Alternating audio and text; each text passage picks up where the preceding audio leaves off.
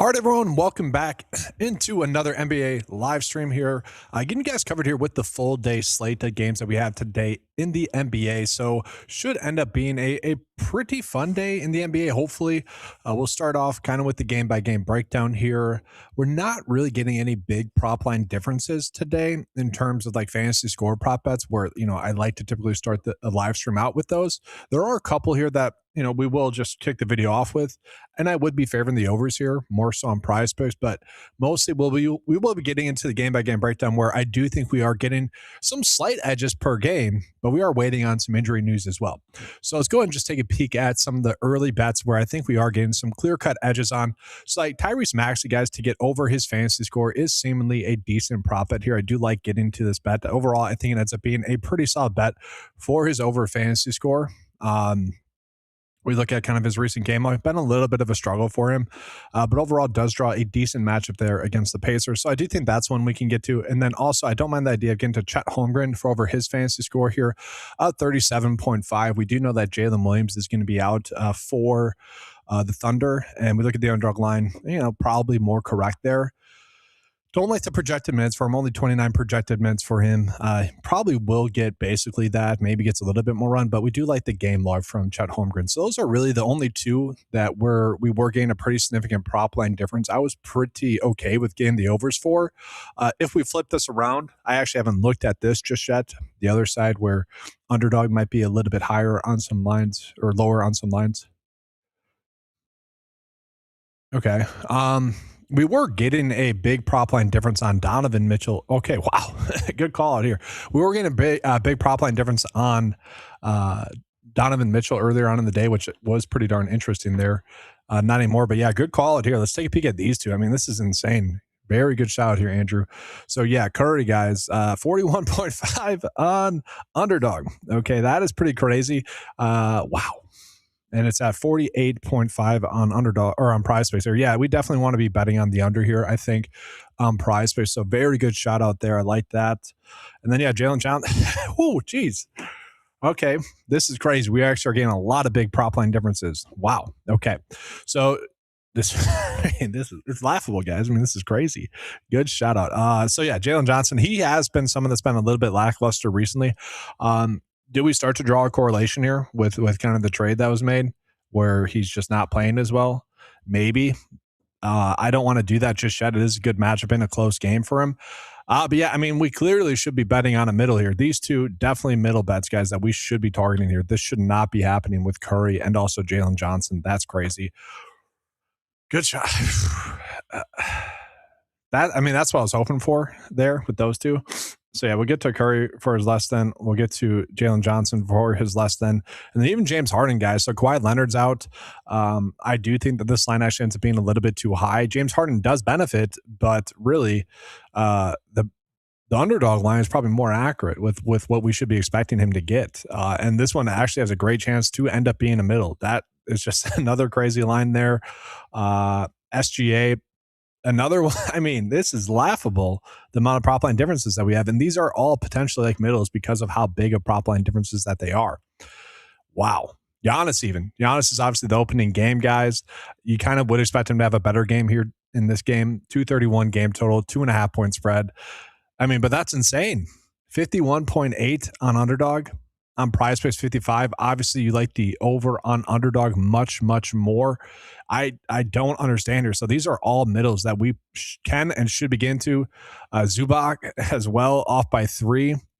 I was thinking about betting on his over on the original line that we were getting for him on prize picks, and now it's bumped up, guys. With Kawhi Leonard out, you look at his per 36 production. He basically does what the underdog line is. And so this is another one where, I mean, the lines we're getting on prize picks are just too high right now, guys. Kevin Porter Jr., I'm okay with kind of this line and probably just staying away from it. Okay. I do like the fact that we're actually being told to bet on his over on prize picks. So if you guys like the over bet on underdog here, up 34.5, that should not be happening. I mean, that's another crazy one that we were getting. Josh Hart, it's insane, guys. Wow. I mean, Josh Hart, so he could end up being active, but overall, I mean, we are just getting some crazy prop line differences there. I will refresh this later on in the live stream, seeing if we're getting some some more edges there, but that's kind of crazy.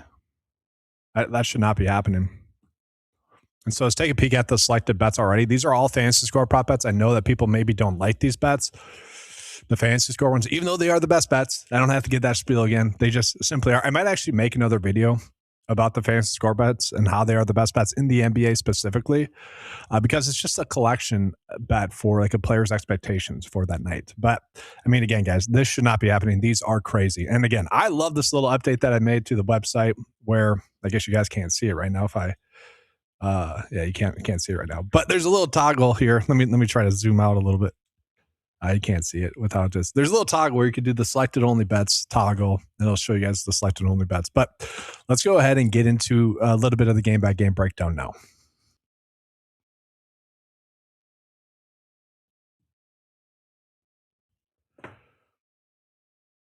Assuming that my browser loads here. There we go.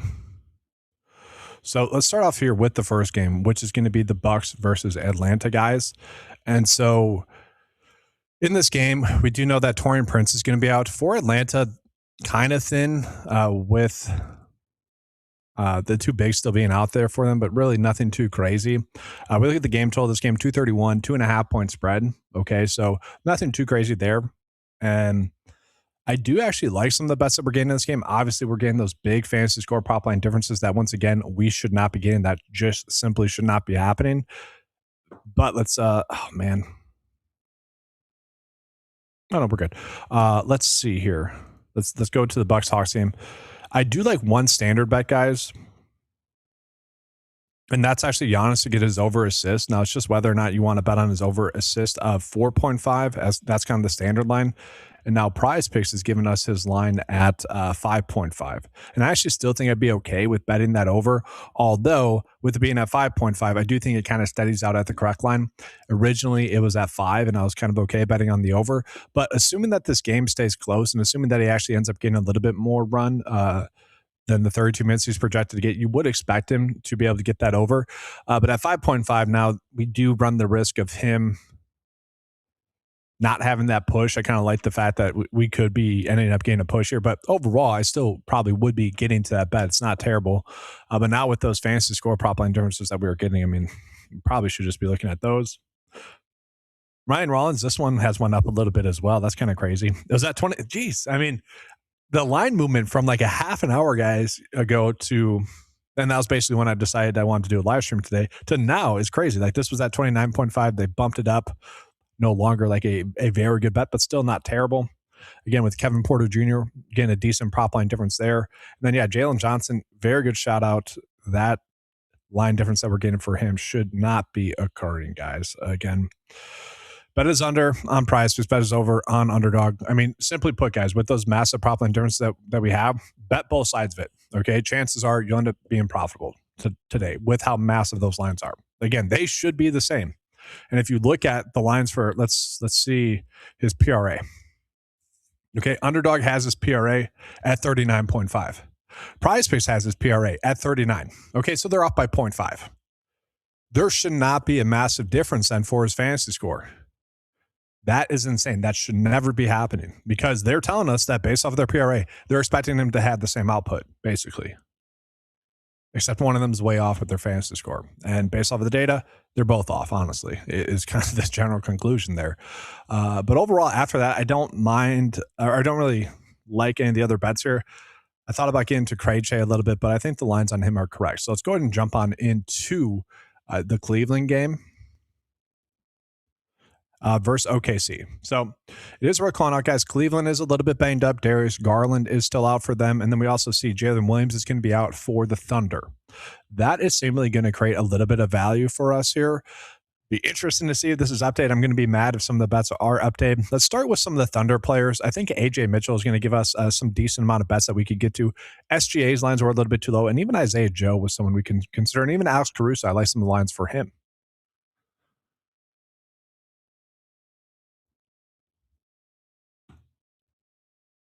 Worth calling out, we are getting a plus EV bet for Lonzo Ball, but I did want to start with Mitchell, AJ Mitchell, that is. And the bet that I had for him was him to get over 3.5 rebounds. Definitely not like a foolproof bet, but he's at 56 or 52.6 for his percent likely to get it. Obviously been on a little bit of a hot streak recently. Should be locked into at least getting his minutes as well. If you look at his per 36 production, which I get, he's only projected to get 26 minutes, but if you look at his per 36 production with Jalen Williams off the court, he does average about 4.7 rebounds. So like he will get close to the over here, but I kind of just like the fact that this game is going to stay close enough. It's 32 point game total. And then obviously with Jalen Johnson being out, I do like the idea of getting to this bet. Not a perfect bet. And I actually think all the bets I'm going to recommend in this game are going to be better treated as game stack bets rather than like separate bets that you would just be placing for like an overall day bet slip. But I do end up liking this bet again for a game stack. And then it is worth calling out, guys. SGA, this is annoying. He was at 51.5 for his fantasy score to start the day. And at that line, it was clearly too low. I still think you could get to his over on underdog of 52.2. Okay, per 36 with Jalen Williams off the court, he averages 58 fantasy points per 36. So I would argue that they're still a little bit too low, both the sites. But on PrizePicks, obviously, you won't want to bet the over. It is a good matchup for him. I mean, I probably wouldn't bet the under here for him on PrizePicks. I don't think I would treat that as much. I think I'd just be betting on the over on underdog. Very annoying, the line movements that we've gotten. Again, within a half an hour. Someone on underdog and PrizePicks are doing a good job of being prepared for today's activities of NBA betting. But let's go ahead and take a peek here at Isaiah Joe. I like his over three balls here. The issue with him is we only have projected for 18 minutes. Could he end up getting more than that? Potentially, but I don't think it's going to be all that much. I mean, we see 19 minutes, 8 minutes, 14 minutes, 19. We don't necessarily see him get a lot of run. That being said, I think we should be expecting him to shoot about 4 3 balls. Per 36, he actually averages like 10 3 balls per 36. Again, we're not going to see that he's going to shoot that many. And then he actually ends up making about 4 per 36. So it's not like a perfect bet, but all in all, if you're trying to run out a game stack, as I mentioned, I kind of like the idea of doing a little bit of a game stack bet there. That'd be one that I would attach to that. And then same thing here with Alex Caruso, guys, where individually, I don't think this is a good bet, but if you're going to attach it to a game stack bet, then I think we could end up getting there.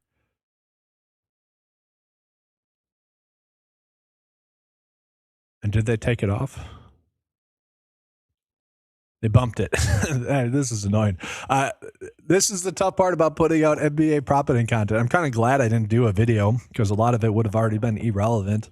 I'm glad I'm doing a live stream. So originally he was at 8.5 for his points and rebounds. They have since bumped it, guys. Really not worth mentioning now. I don't think you'd want to bet on his over 9.5 for his points and rebounds. Very annoying there. Let's go ahead and jump on into Cleveland.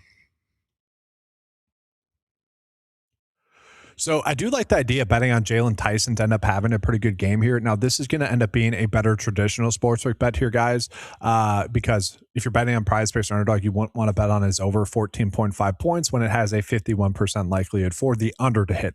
I actually decently like the over bet, which is solely based off of his per 36 production with Strus off the court, with Darius Garland off the court, and then who's the other one that's off the court? Sam Merle's also off the court. So with those 3 players off the court, he actually averages closer to 21 points per 36. Okay. Now, again, he's only projected at 26 minutes, but still, if you adjust that for 26 minutes, he still would begin the over. Got the over in the last game where he actually ended up gaining more run as well than he's projected to get. So obviously, we would love for him to get more run than what he's projected to get.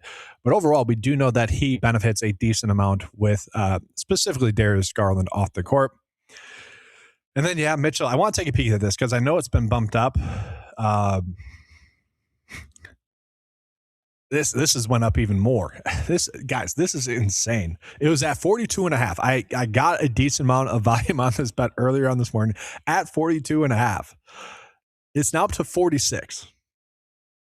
It's now to the point where we should be betting on his under probably. He does average 48.3 fantasy points per 36 with Garland off the court. So basically at this line, there's a very good chance that it ends up being a very close sweat.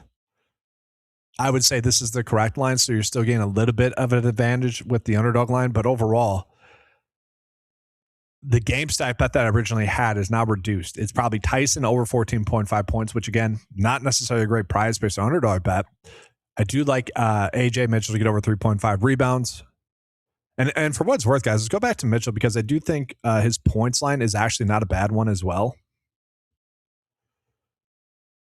But this is one where, again, it's a better traditional sports book bet. So per 36 for him, he averages about 21 points per 36 with Jalen Williams off the court.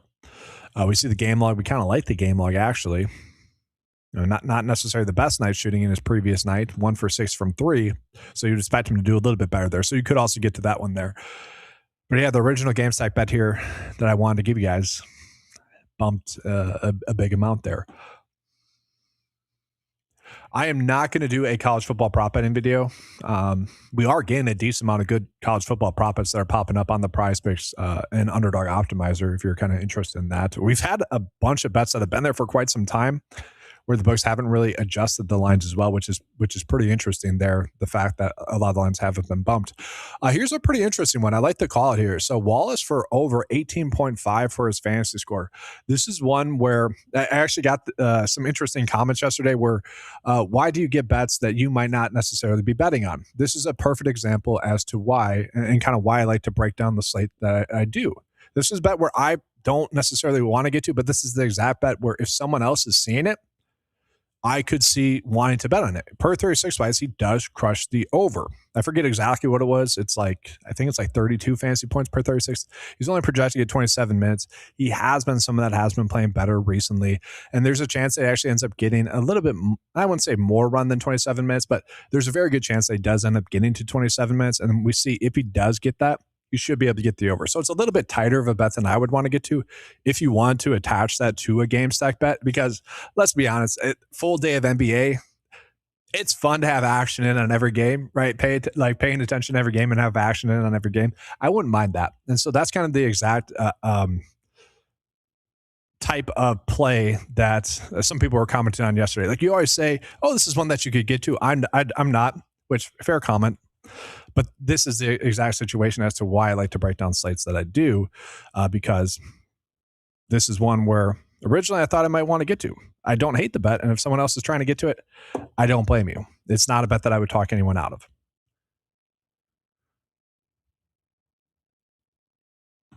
And so let's go ahead and jump on into Washington versus the Clippers, guys. Again, I do need to update this to get the Clippers in there. I really don't know why they're not showing in there, although when we look, their projected minutes are there. It's kind of just a weird kink in the coding right now with that. But looking at Washington, guys, they're going to be without Coulibaly, Tristan, Cam Whitmore, Trae Young. So Trae Young is still out. There's not too many bets in this game that I necessarily love. Although we'll see if the data updated at all with some of the prop line differences here once again. Let's take a peek here. So for Washington, I actually don't mind the idea of riding the hot hand with Chris Middleton. The issue here is that one, I think his original fantasy score was 21.5. I didn't write that one down. I just wrote down Chris Middleton overs as my pre-show notes. And I still agree with that, but I hate the fact that it's a 53% likelihood for his under fantasy score. So if you want to bet on Chris Middleton, you'd probably just be doing his over 10.5 points. The whole point of betting on Chris Middleton would be, one, his usage has went up a decent amount with McCollum gone and Trae Young still not playing there. Projected for 21 minutes, guys, this has kind of been the industry standard for Chris Middleton over the last several of slates. And I've kind of been saying I think that's wrong. And we look at the game log, guys, 27 minutes in each of the last two games. To me, given the fact that he has gone 27 minutes each of the last two games, that's what I would be banking on more so, is for him to get 27 minutes. And if he gets 27 minutes, this data, the DVP adjusted, which adjusts for the matchup and his projected minutes, I think that would be for the over. The total projection line would be for his over as well. So I like the fact that we're being told about on his over at least. 51% chance for that one to hit.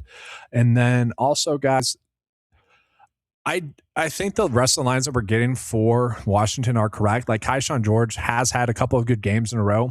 It makes sense for him to get a decent amount of run.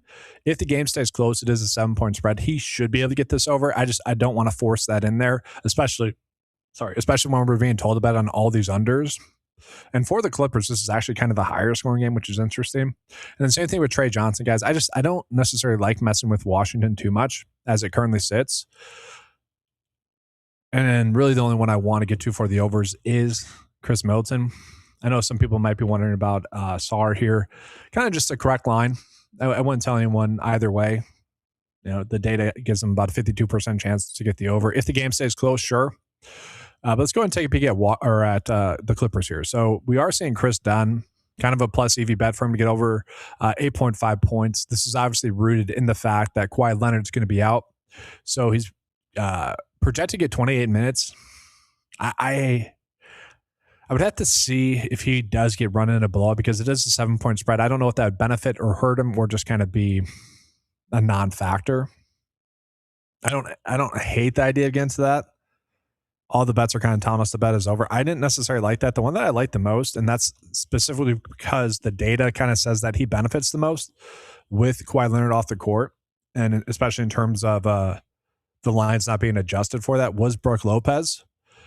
Brook Lopez is someone, though, that is projected to get 18 minutes. I don't see that changing too much. Maybe ends up getting 4 more minutes, which would obviously, that's actually pretty darn huge for him. I could potentially see the idea of doing a demon bet for him, though, which is just a lower odds bet to hit, guys. I wouldn't mind the idea of maybe doing 8.5 points for him, okay, because his per 36 production with Kawhi off the court is 20 points per 36. And again, we're not necessarily banking on him to get 36 minutes, but even if you cut the 36 minutes in half to 18 minutes, which is what he's projected to get, obviously that'd be 10 points there. He is kind of a streaky shooter. Hasn't necessarily been shooting the basketball all too well recently, other than that one really good game that he had almost like a month ago now, where he didn't miss a 3-ball. What was that night? Where is it? I could just sort it by his points, just out of curiosity. Yeah, it was this night. 9 for 14 from 3-ball. That was just a fun night. Obviously a former Buck, kind of like cheering for him being a Milwaukee Bucks fan. And then after that, guys, I thought I would be getting into John Collins on the slate. I just think his lines are correct. Again, James Harden's lines are basically correct as well, except for the fantasy score ones. I do want to reiterate this, guys. We are getting some big prop line differences for some of the fantasy score lines. Now, maybe they're adjusting while I'm doing this video, but just some massive prop line differences for him and Zubac. So if you like either side of those, by all means, go for them. So now let's go ahead and jump on into another game. This next game is going to be somewhat interesting if you think it can stay close enough for long enough. Let me actually jump into Utah versus San Antonio. Then I'll jump into Dallas versus New York. But Utah versus San Antonio, guys. So Collier is listed as day-to-day, and he's someone that was a letdown in our last game. He's someone that I thought would go off, gone to foul trouble.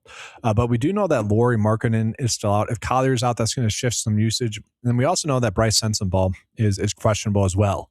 And so you guys already probably know I'm going to say I really like Keontae George today. And I do. It's a high total game. Again, 16.5 point spread. We don't like that. The Spurs are pretty healthy as well. Don't like that. But just the fact that Markkanen's out and then Collier could be out should lead to even more usage for Keontae George. And to me, that becomes pretty darn appealing there. And so overall, he is someone I think I want to get to. And so let's just go ahead and take a peek at this game, guys.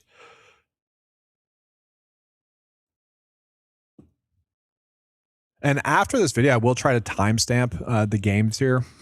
Obviously, can't do that during a live stream. But let's start here with George. And hopefully his lines didn't get bumped. They haven't yet, which is thankfully, finally, a bet that hasn't gotten massively bumped from my notes. So I do like his over 37 for his fantasy score. We see the line on underdog at 38. We know that with George, though, it is basically rooted in how long the game is going to stay close. Okay. Is he going to be able to get to 30 plus minutes or not? And he's a big factor as to whether or not that is going to happen.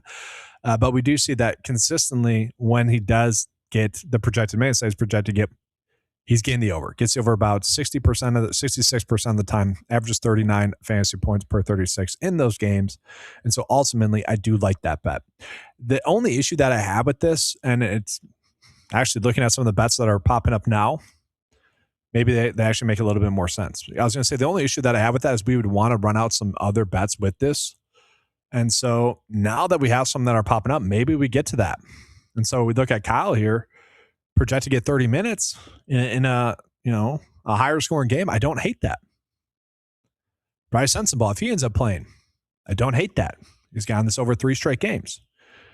And so maybe that's just the best way to go about using Keontae George. Again, we like betting on him. His lines are too low if the game stays close.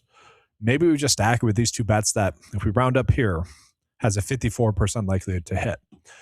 And so we do have a question coming in from Clayton. Where is this in the site?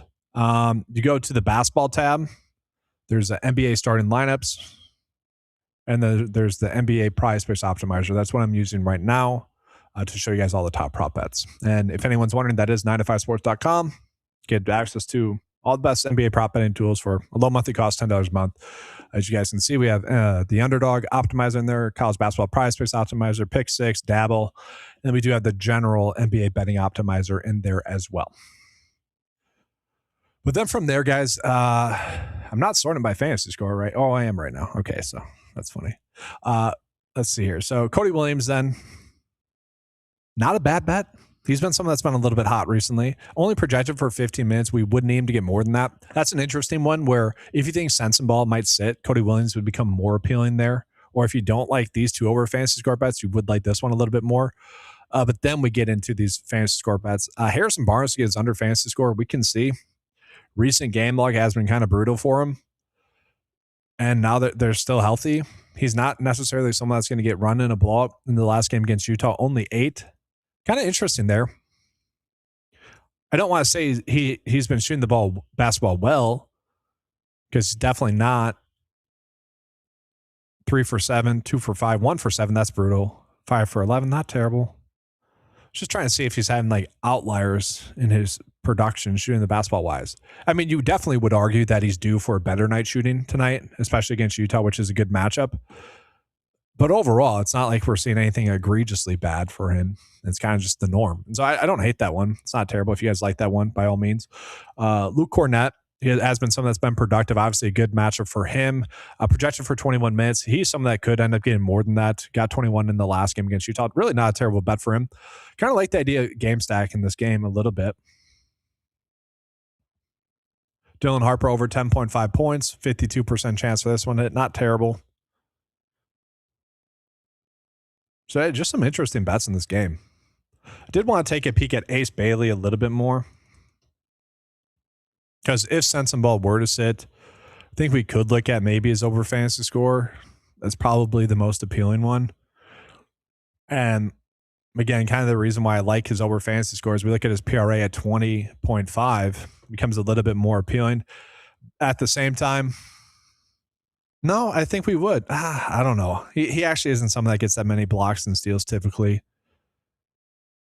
But he doesn't get that many turnovers either. I don't know. That's a tight one. I think just looking at his PRA at 20.5, guys, that tells me that his fantasy score is too low at 23.5, especially if the blocks and steals do outweigh the turnovers.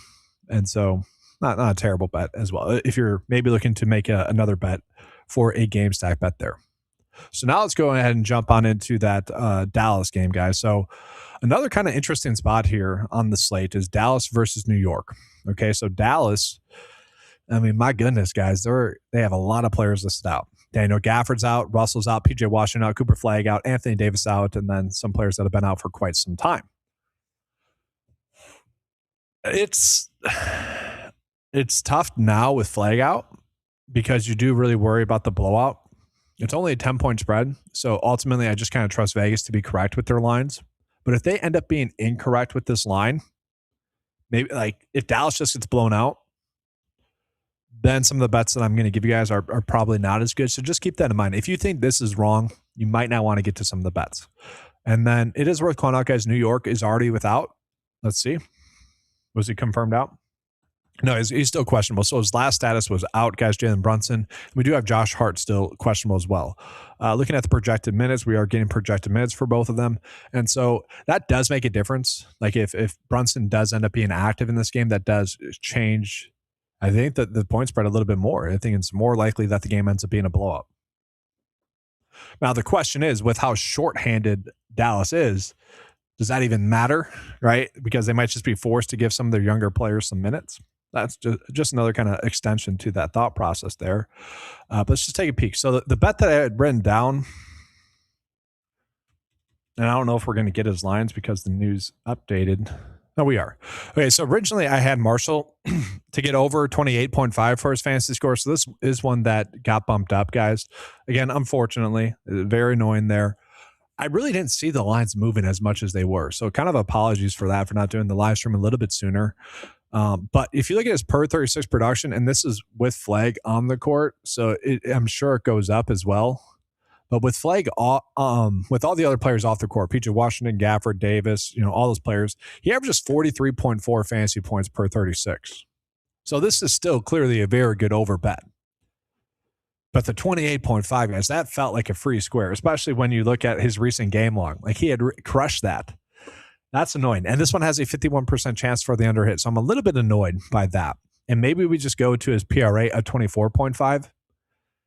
You guys know I like just kind of betting on the fantasy score bets, betting on someone to have a good game, but they bumped the lineup.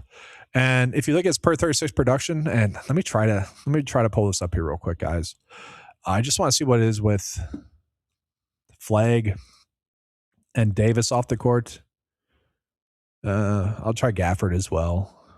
And PJ, I'll just put the normal sample in, I guess, guys. Just going to take a little bit longer here. So Russell, Flag, Washington. Just give me a couple seconds here. I think it could be worthwhile to just take a peek at this. So okay. It's 100 minutes going into the sample size, guys, but he averages 31 points, 30.7 points, 9 rebounds, 5.4 assists, 28% usage rate, most on the team, 52 fantasy points per 36 with those players off the court. So if the game stays close enough for long enough, I still think this is a good bet. This is the bet I had starred at 28.5. So watch, I'm spending way too much time on Marshall. He's going to end up just going 0 for 10 from field goals today, which would be brutal. Let's see here. So let's talk about some of the other players that should benefit as well. So Brandon Williams is someone that definitely should benefit. I mean, Russell's already out. His minutes should be there, but he's only projected for 25. And that kind of echoes really what Dallas has done with the guard position really this whole year. They have really spread out the minutes a decent amount. Now, per 36 wise, Brandon Williams has a 25% usage rate, averages 24 points per 36, only 2 rebounds, 6.4 assists. So actually, let's take a peek here. What his points is at 16.5. I mean, that's too low. Assist at 4.5, probably correct there. His fantasy score is very appealing as well. I mean, his fantasy points per 36, 47. And I see his minutes projection at 25. I see he typically doesn't get that, but with how thin they are, it's a very interesting line. I kind of think we game stack here with Dallas. I do. I think this ends up being a good spot for them. Bet on them to hopefully keep it close enough for long enough for these players to get their normal minutes that they're at least projected to get. Now, that could end up being wrong, but the whole point of stacking them together, guys, is you're just increasing, obviously, the likelihood for them to hit. If the game stays close, those are going to be the players as to the reason as to why it ends up staying close. I was looking for some play bets. We're not getting those. Max Christie is someone that is going to be forced to play a bunch of minutes. His lines seem to be too low, guys, 12.5. His per 36 production is 19.8 points. And I like the fact that this bet has a 52% chance for the over to hit. I think there's a good chance he ends up getting more minutes than that. Again, if the game stays close, that is going to be the bet, is betting on the games to stay close. Per 36 wise, he does average 5.3 assists as well. And so this line ends up being a little bit too low. And for what's worth, per 36 wise, guys, fantasy score wise, 36 fantasy points per 36 with those players off the court. So again, these lines are terrible if the game were not a 10-point spread. If we could trust this game to be a close game, which we can't, but if we knew that, if you told me they were definitely going to get their projected minutes, Brandon Williams, Christie, and Marshall, I would just be betting on all these overs. Maybe they get cold, but I'm okay with that. The lines that we're getting for them are just wrong if everything that we're seeing right now based off of Vegas, based off the projected minutes, ends up being true. the lines are terrible. It's just kind of a simple way to put it. Now, it could end up being a game like the Pacers, where they had a lot of their studs out and a lot of their starters out, and I'm just being like them playing a bunch of G League players, and they just weren't talented enough. It was a terrible game. That could potentially end up being the case, but I think they're a little bit more talented than that group, and so overall, I kind of like that spot a little bit more than. Now, I was thinking about Powell, guys. I don't like the matchup for him. He's someone you could add on to a bet if you really wanted to. After that, I will say if Brunson were to end up sitting, I don't expect him to sit just as an FY. I kind of expect him. He likes to play in these types of national media type games, big time basketball day games. Kind of expect him to play well, but I don't mind the idea of just betting on Towns because if Brunson or even Hart were to sit, that does benefit Towns a decent amount. So I think it's worth the risk. And obviously, with it being a good matchup, especially against Dallas, who really doesn't have anyone healthy for them, he should still be able to get his over regardless. It is a slightly better bet on underdog. I've seen plenty of times, guys, where 0.5 ends up being the difference between a bet hitting or not hitting. So definitely worth calling that out. And so I know we have a lot of people coming into this video, guys, throughout the video. So this is kind of the halfway point. Let's just go ahead and take a quick peek at some of the projected bets that I have selected already. The bets that I like, sorry. Where do you see the stats? So this is from my website, 9to5sports.com. That's the tool I'm using throughout this video, which is just a collection from NBA.com, their stats. And that's just pulling that in and just projections minutes-wise that I pay for to allow you guys to have access to those projected minutes. And then the DVP stuff is just, again, NBA.com, just pulling in stats from there and curating it so we can just see which players are good bets and whatnot there. But yeah, I do want to just show you guys the selected bets right now.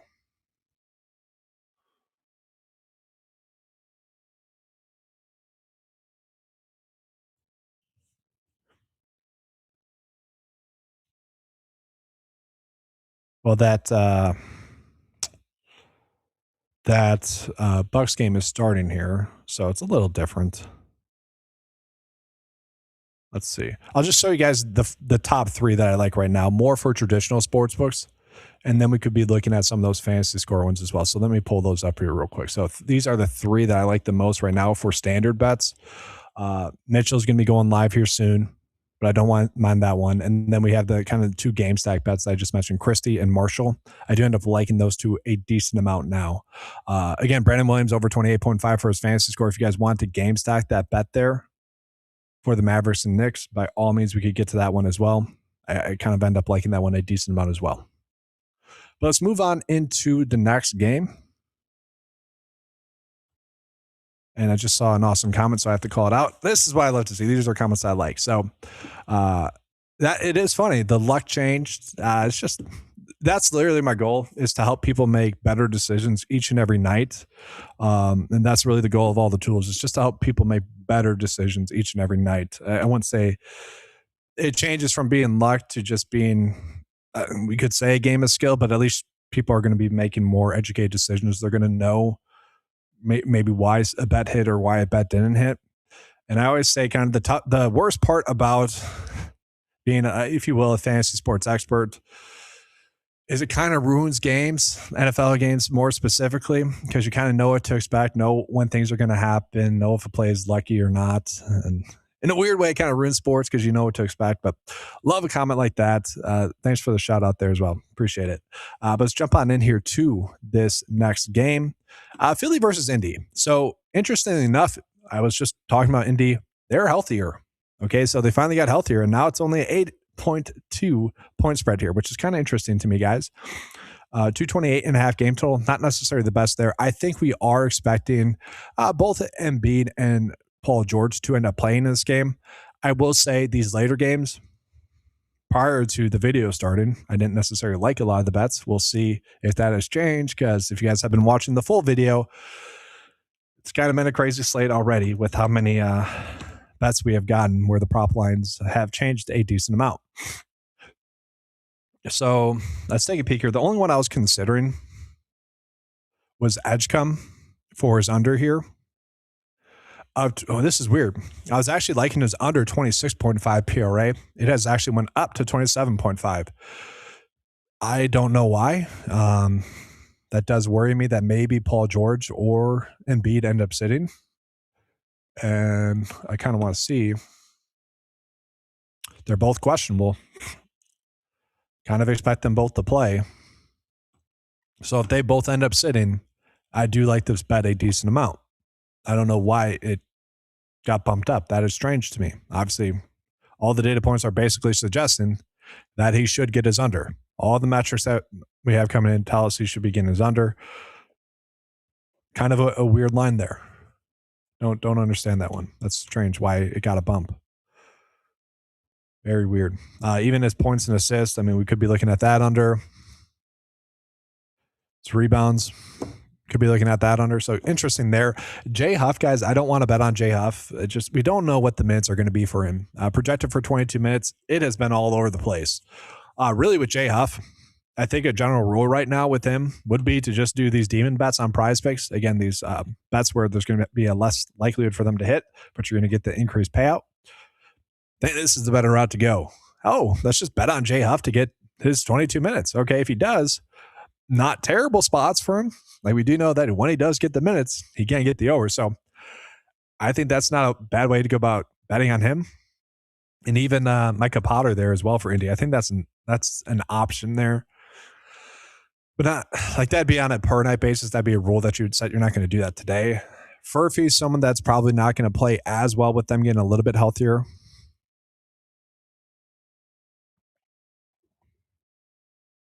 I probably would like the over for Embiid. If he gets 20 or 31 minutes here, guys, he probably does get that over.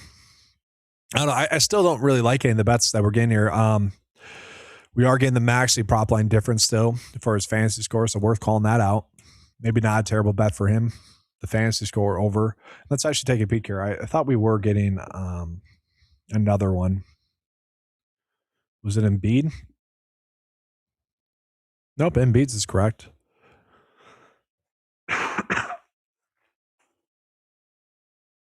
Siakam slightly. A little bit lower on underdog. Honestly, it's kind of appealing there. The over on underdog for his fantasy score. Then ends up being a pretty solid bet. I kind of like that. I think that's a decent bet. So let's jump on into another game. And guys, worth calling out as I get this loaded up. I do have a 9 to 5 golf YouTube channel that I'll be covering throughout the whole year. Coming in off of the Sony Open, kind of a fun week there. We had the American Express tournament this week, guys. So just make sure to head on over to the 9 to 5 golf channel if you guys are looking to get some fantasy golf advice. Outright bets, placement bets, DFS bets. Half the website on 9to5sports.com is geared towards fantasy golf. So I would appreciate that, guys. Also, the 9 to 5 DFS channel, trying to get to 500 subscribers on YouTube prior to the Super Bowl, mostly because I'm assuming the Super Bowl content will get a decent amount of clicks. And so you get to 500 subscribers, that's when I can actually start getting paid by YouTube. That's kind of the caveat there. So if you guys could show some love there, I would appreciate that. I think we're at like 410 subscribers on the DFS channel. Again, that's 9 to 5 DFS. Just to subscribe after this video would be greatly appreciated there, guys. Again, I'm trying to get to 500. After that happens, I'll probably never ask you guys to, well, that's probably not true, but I rarely ask you guys to do stuff like that because I just like giving you guys the advice, get in and get out. And that's kind of what I try to go for, but that would be greatly appreciated. But yes, let's go ahead now and jump on into this next game, which is going to be Phoenix versus Brooklyn. So the interesting thing about Brooklyn is that, well, it's looking like maybe Michael Porter Jr. ends up being active in this game, which I want to see the most recent update on him. It seems like he's going to actually end up being active, guys. 34 minutes. So Cam Thomas, I'm now seeing could actually sit. Very interesting. Let's just say peek at the projected minutes here. I don't know what's going on I know what's going on here. Brooklyn in my database is listed a little bit different than BKN. So I'll have to check that out with the plus minutes here, but we can see the projected minutes just in general. 36 for Porter, Claxton 29, Clowney 29. Interesting there. We'll take a peek at that. And then Devin Booker, guys, questionable here as well. I hate this because it really does dictate who we can really be on in this game for Phoenix. What's the point spread here? Jeez. 8-point spread in favor of Phoenix. So that kind of tells me that Booker's probably going to play. And it is worth calling out, guys. Jalen Green, his last status was out. He's been out for quite some time. He's listed as questionable. He could actually end up being active in this game as well for Phoenix. So overall, I don't know if we really want to bet on anyone from Phoenix as it currently sits. That might end up being kind of brutal.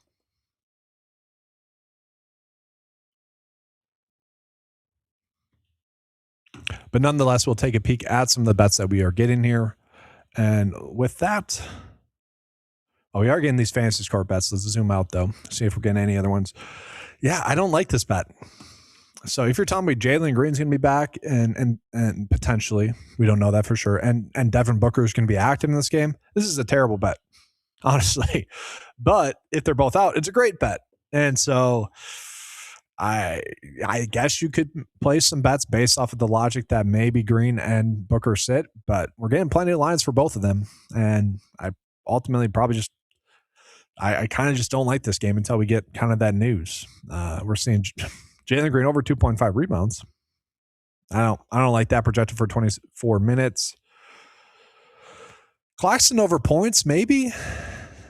Let's see. Let's do the filter call bets real quick. Best bets.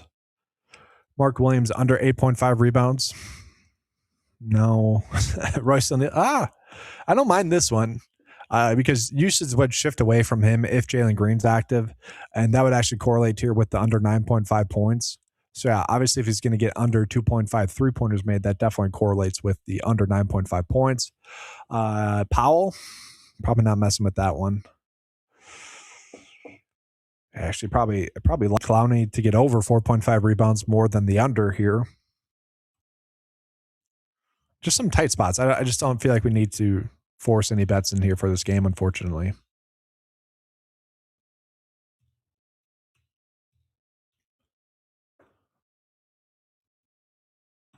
And so let's go ahead and jump on into the next game here, guys.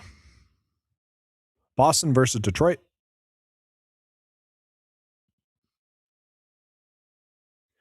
And so we are not really getting anyone significantly out.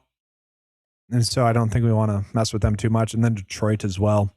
What I mean is we're not getting any, like, with Boston specifically, guys, when someone's out, like Pickett was out in the last game, I thought we were potentially getting some value. When Boston's healthy, it could be Pickett, it could be Brown, it could be White. They kind of just spread out. Like 2 out of 3 are going to end up having a good game. And so I just typically don't bet on Boston all too much because it is a little bit of a guessing game as to which 2 of the 3 go off. It is a decent game, though, guys. 224, but a close game, 3.5 point spread. So somewhat interesting there. And then we got a question here from Jonathan. It's not the Farmers this week, right? It's the Amex American Express for PGA. I'm pretty sure. Yeah, it's the American Express, the 3-hole rotation. Farmers will be fun, though. I'll tell you what, for the American Express, I will like golfers that played last week, I think, even though they're traveling back from Hawaii. So I'll be taking a look at that after this. I hope to get a video out after this live stream for golf. Yeah, let's jump into the Boston game here.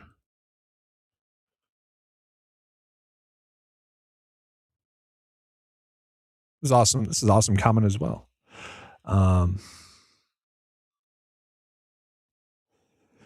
Yeah, Packers, man, it's I will say after this weekend, the numbful loss that my Green Bay Packers had against the Bears, choking the way that they did, I feel pretty confident in saying this, which is like, who cares? But if Parson and Kraft were both active, I can almost guarantee they'd be still playing right now. But I would feel pretty confident about their chances to win a Super Bowl. Now, whether or not they can do that next year, we'll see. Just how good Jordan Love played. I mean, this is the best playoff performance so far this year, quarterback-wise, and he lost. I mean, that's just the game of football, right? It's a numbing feeling, though, for Packers fans. Been a pretty insane playoffs, though. At the start of the year, I kind of mentioned that I thought the playoffs would basically be, not the start of the year, the start of the postseason. I thought the playoffs, as it was currently set up, would basically be how it is. And so it's been extremely fun to watch. I mentioned earlier how doing fantasy content and kind of being an expert in this stuff, I don't like to I don't like to say that. It's just kind of a weird thing to say. But if I had to tell someone what my job is, I would kind of say that. Anyways, this postseason has actually been fun because some kind of random stuff has happened. Some of these games where you kind of think they could end up being toss-ups have been, and it's been fun to watch in that regard. Most of the time, you kind of know what to expect from games. You know who's going to play well, and it's just whether or not they do. There's been certain matchups where it's been very fun to see which side of the football would win. And yeah, it's just been fun in general. But yes, it's a long tangent on me coping with my Packers loss there still. Do I do anything hockey? I don't really do content for hockey. We have some data in there for hockey. The Prize Picks under all the DFS sites basically nuked the NHL bets that we could ever be on. Meaning, anytime you begin a plus EV bet for hockey, they instantly get bumped. So, like shots on goals are like reception bets for NFL, kind of like points bets for NBA, where they're kind of one of the more predictable bets. And when I started doing the content for Prize Picks Underdog like 3 years ago now, those are some of the best bets, and they typically weren't bumped right away. Now they're just goblin or demon bets. If you guys play on Prize Picks Underdog, they're just typically not worth it with the adjusted payout. And so, unfortunately, I rarely cover NHL these days.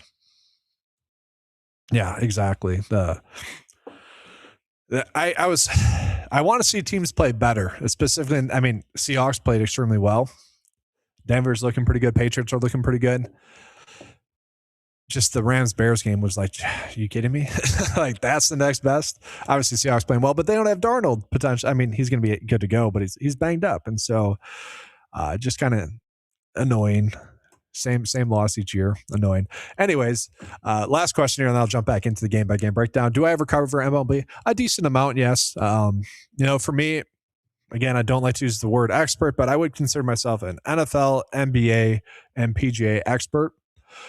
Pretty good at college basketball stuff as well. And then MLB, I play fantasy baseball a decent amount, cover the videos for you guys as much.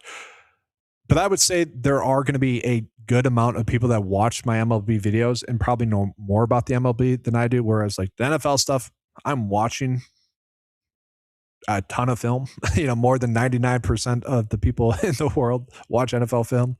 And so it's a little bit different when I cover MLB, which is fine. I mean, the issue with MLB is I'm mostly spitting out data to people. It's like, this is what the data is telling us are the best plays. I can't exactly put my own personal takes on it too much. It's just, here's the data. Here's what we can do with the data, which is fine. Ultimately, that's what people want anyways. But I want to be able to get into MLB more. It's just honestly in the middle of the summer when golf is going on, I'm just like, I just get into golf more, the PGA stuff. But I do cover MLB. It's some of the best streaks that we've been on were these MLB fantasy score streaks where they've gotten a little bit better throughout the years, but those are typically the best ones. And it's just bad content, honestly, to tell people, oh, we have 3 players on the same team to be betting on their over-hitting fantasy scores. Will they or will they not hit a home run or get a double? Hitting fantasy scores an annoying bet because that's literally what it is. A lot of variance in that regard. So I don't know. It's just not the best content for which bets are typically the best bets. Each day is the best way to sum it up. So it gets a little bit annoying there. But enough with that. Let's. If you guys have any more comments or questions, I'm always happy to go off on a little bit of a tangent there. Just talk about all that stuff. Kind of fun to break it down. But let's go ahead and jump on in here to this evening game, the Warriors versus Miami. So we need the status updates here from Jaquez. He's probable, okay, but Mitchell, we'll see if he ends up being active, listed as probable as well. He was out in their last game, but we are expecting him to play. We are projecting him to play. And then we do have Tyler Hero being out. If one of those two end up sitting, guys, then Powell, who I did make the cover boy, mostly because it was the later game, and I like Powell. I've been hyping up Powell a decent amount to you guys this year. He would be the one that benefits the most.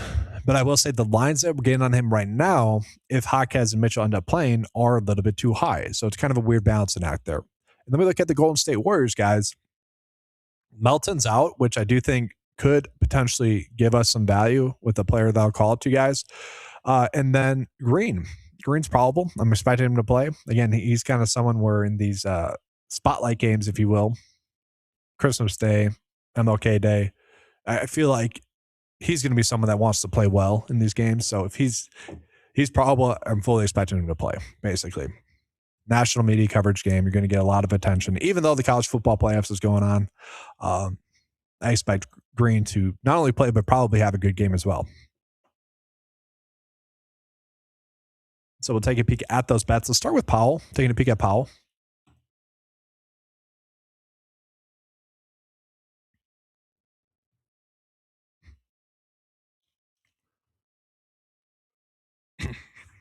They call it the best bets filter here.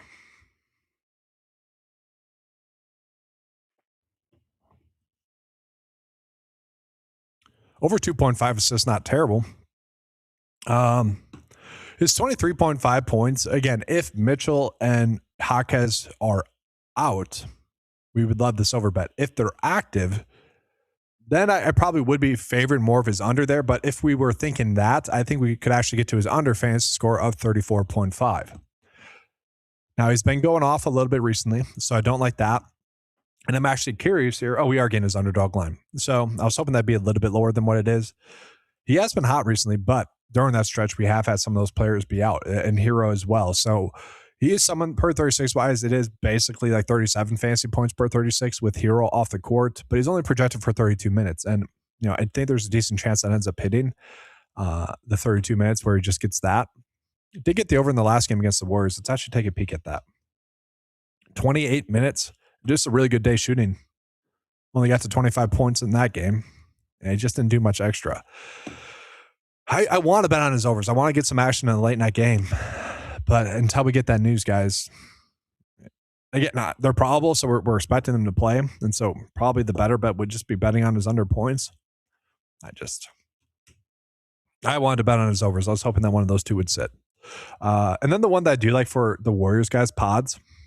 I like his over rebounds here of 4. It was 4. So annoying. But I still think you could get to his over 4.5. This moves away from being a prize-based underdog bet. So more of a traditional sportsbook bet here. We see why. You got to 4 in 4 out of the past 5 games. At 4.5, it does start to become a bet that we have to think about a little bit. But overall, given the matchup, I do like the matchup. And so could still get to that, but not a good traditional sportsbook bet. His fantasy score also not terrible. This is mostly due to Melton being out. I do think that just increases his floor minutes wise. Instead of getting 22 or so minutes, we should be able to get to 27 minutes. Maybe actually gets a little bit more run than that. And so a little bit more appealing bets there for him. And then real quickly, we'll put the best bets filter back on just to see if I'm missing out on any bets. And so Horford was someone that was popping up last game. I don't necessarily like that. Quinn Post, also someone that, I probably just don't need to get to. Larson would be someone that would benefit if those two players were out. Again, they're probable. We're expecting those two to play, Mitchell and Jaquez. If they were to sit that becomes a very good bet. And then we're seeing Jaquez. We are gaining a line from 4 rebounds.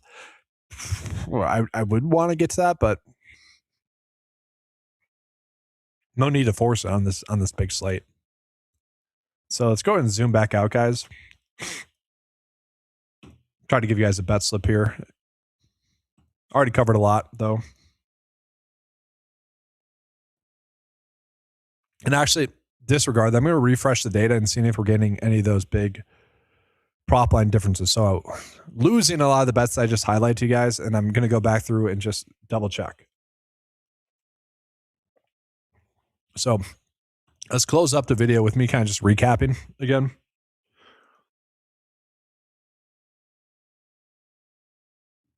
And while I do that, I'm going to refresh another tab here. Well, I shouldn't have done that. We had those, the fantasy score prop line differences popping up. So I got 2 tabs open up with the same stuff going on here. But let's just take a peek here at this Dallas versus New York game. Again, I think this game provides a decent amount of stacking opportunities for us. If Brunson were to sit, this Towns bet becomes very appealing. Again, a little bit of a better bet on the underdog. Max Christie for really any of his overs are pretty good. Brandon Williams for really any of his overs are pretty good. And then Najee Marshall, again, I kind of like all of his overs. If you don't want to get to his over fantasy score, I get that. But again, if the game can stay close, all their lines are a little bit too low for Dallas. And that becomes better if Brunson were to sit.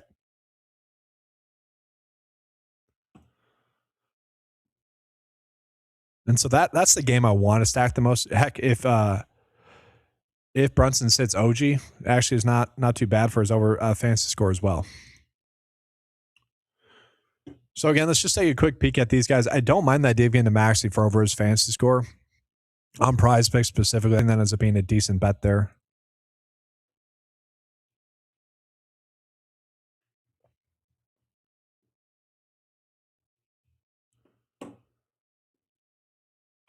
What the? Let me see what's going on here. I might have a slight coding issue with this, where when I selected in the pop-up, it's not linking up because I made a recent update here. So I'll have to check this out. It's strange if that's going on. Interesting. We'll see. But yeah, I do like the Maxey over fantasy score prop bet. Could just be my internet connection with that as well, where it's a little bit slower here because I have a live stream going. That might be it as well. But I do like this over fantasy score bet for him. And then we do have Chet Holmgren as well for a decent over fantasy score bet. Those are two of the better over fantasy score prop bets that we're getting, guys. Again, we are getting some of these bets where we could be looking at some middling opportunities, where I'll flip this around in just a second. But these were the two bets once the Mitchell fantasy score prop bet got bumped up that I wanted to get to the most. So those two. And so that's linking up now. That's weird. Very weird. So I'll have to check that out.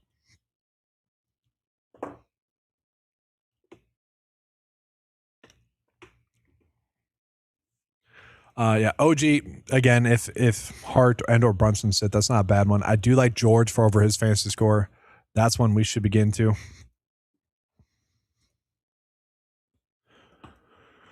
Then AJ Mitchell's popping up here right now as well. Let's just take a peek at that. Why would we? I don't know why Underdog is actually giving us a Mitchell fantasy scoreline. That's a little strange. They typically don't.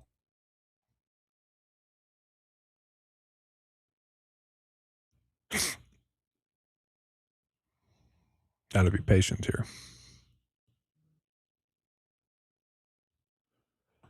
This is a good question. So fantasy score bets are better because for NBA specifically, because it's mostly just a bet on whether or not the player will play well, and specifically because we are getting these pretty big prop line differences between several of the sites, which should not be occurring. These are 1-for-1 swaps with how they're calculated. Prize Picks and Underdog do them exactly the same. And so it's basically just one of these sites are clearly a little bit too wrong. Like we should never ever be getting prop line differences with lines. That rarely happens. And occasionally they typically get corrected. The bets that don't get corrected are these fantasy score prop bets. Even though, and let me flip this around. It's a better example when I do it this way. Even though that when we take a peek at some of these bets, or if you just look at their PRA and maybe even do their blocks and steals turnovers, when you calculate it that way, the line differences that we were getting should not be occurring. So like with Curry here, the true line average, which is taking all the bets together for him, PRA, turnovers, blocks, and steals, putting those all together into one data point and timesing it by the percent likelihood of those bets to hit, his true line average is 44.3. Now, if we were to take a peek here at Curry just in general, let's see his points, rebounds, and assists. His points, rebounds, and assists is at 37. Across the board, all the data points are basically matching up with that. So maybe not as big of an edge, although Vegas is giving us a 51% likelihood for that to hit.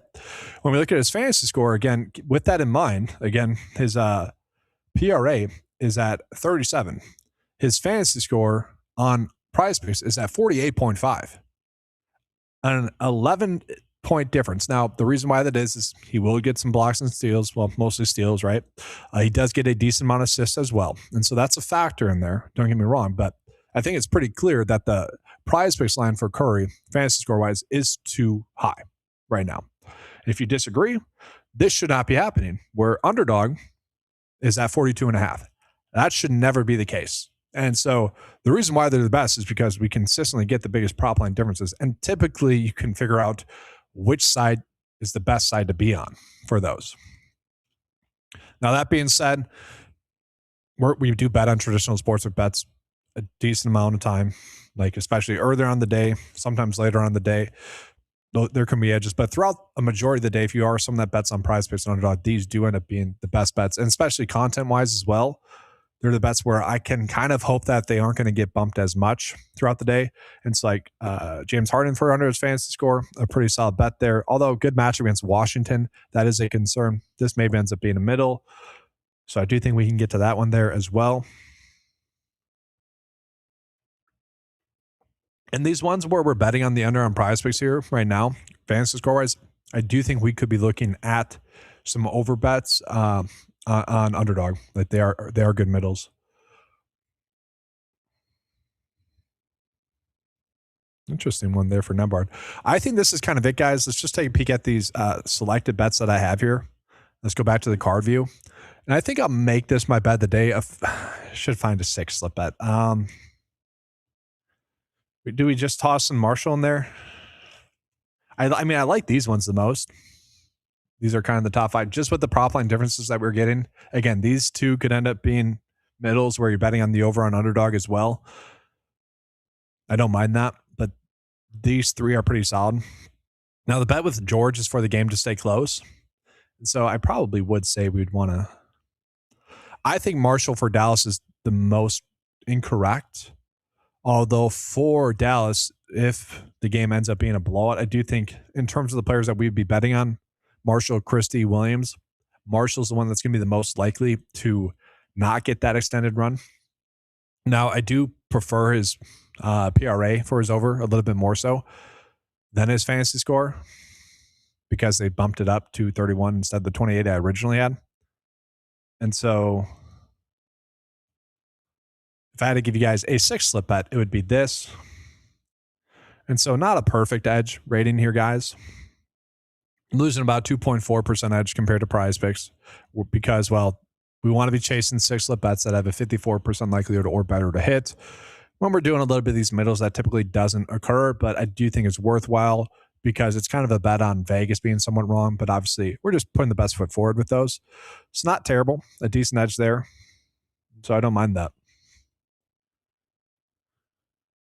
And then real quick, what are the plus EV bets right now? Just take a quick peek. If you guys have any final questions, get those in. If not, the live stream will be ending here shortly. I do appreciate you guys being here. I got to flip this around to where it's sorted by edge as well.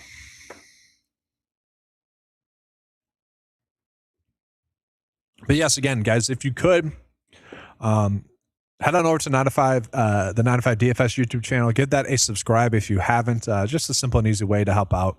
Again, trying to get to 500 subscribers there before the Super Bowl at 410 right now. So that would be greatly appreciated there. And so yeah, just a last look at some of these. Some of these might be updated throughout the video. Let's just take a peek at the plus EV bets that we may begin right now. So some of the Brooklyn ones, man for under his PRA, that's a good bet. Zubac under 1.5 blocks and steals, not terrible. The other Jalen Williams to get a steal. Luke Cornett over 6.5 points.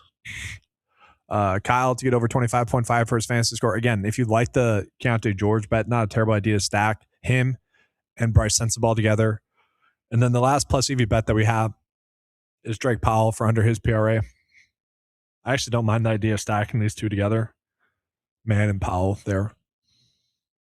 All right, guys, but that is going to do it for this live stream. Appreciate everyone being here.